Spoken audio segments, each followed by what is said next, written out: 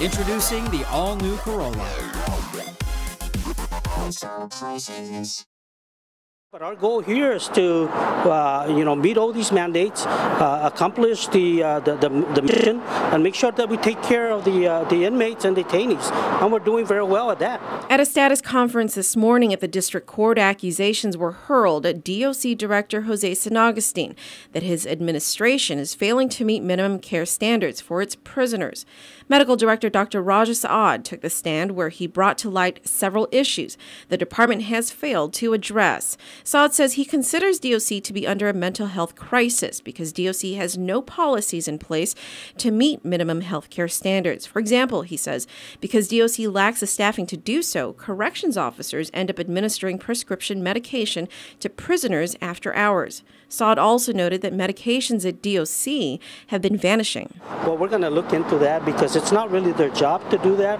But at this point, the Department of Justice had asked us that if we don't have enough resources, such as the nurses, to disseminate meds, that we could utilize the officers. And what we've been doing was pursuing investigations on how those drugs came about missing. In light of the recent tuberculosis scare at DOC, Saad also stressed the need for better infection control. Right now, he says DOC is not meeting its requirement to conduct physical screenings for prisoners within 14 days. Basically, says Saad, it's not being done because, again, they lack the staffing to do so. Saad also says that one inmate tested positive for HIV. Accused murderer Keith Jermaine Garrido. Garrido is accused of escaping last November, during which he assaulted a woman. Saad says he told Director San Agustin that the woman needs to be tested for HIV. Keith Jermaine Garrido's victim, has she been tested for HIV?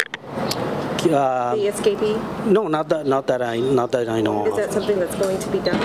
Well, I probably have to look into that, but at this point, there was no indication that any type of transmission of blood or saliva was transmitted to the victim. Other issues Saad brought up focused on dental care and lack of medical supplies and equipment. Saad says that he's been forced to borrow supplies from private clinics. In fact, Saad reported that he sterilizes his equipment at private clinics as well. Saad also noted that since clinical psychologist Dr. Andrea Lighthouser left in February, they have been under a mental health crisis. Saad testified that he's not trained to treat mental health patients, so oftentimes they are sent to Guam Behavioral Health. However, he noted that Behavioral Health has indicated that they are uncomfortable with that arrangement because they are concerned about having prisoners and their victims in the same waiting area. Saad also says that since Lighthouser left, his workload has increased, forcing him to spend more of his time doing administrative work. As far as dental is concerned, Saad expressed frustration with the arrangement. He says DOC and Public Health have an agreement to treat dental patients, but it is limited to just tooth extractions, and it's only done once a week for prisoners at a time, which he points out is not enough. Saad says he and Dr. Lighthouser had prepared a report which gave recommendations as to what DOC needed to do to be able to meet the requirements under the 23-year-old settlement agreement. At this point, however, Saad notes that the binder has not been put into use at all, even if it would meet the minimum care standards if followed. And to top it off, Saad says he was ordered by DOC Director San Agustin not to provide a copy to DOC Monitor Attorney J. Bradley Clem. The purpose of that binder was through my request. I requested for that myself. Now what happened was they took it and disseminated throughout the court monitor, their own lawyer, and that's why I'm exercising executive privilege. That binder was solely for my own use to review and then make my own plan, what we got to do to be able to move forward.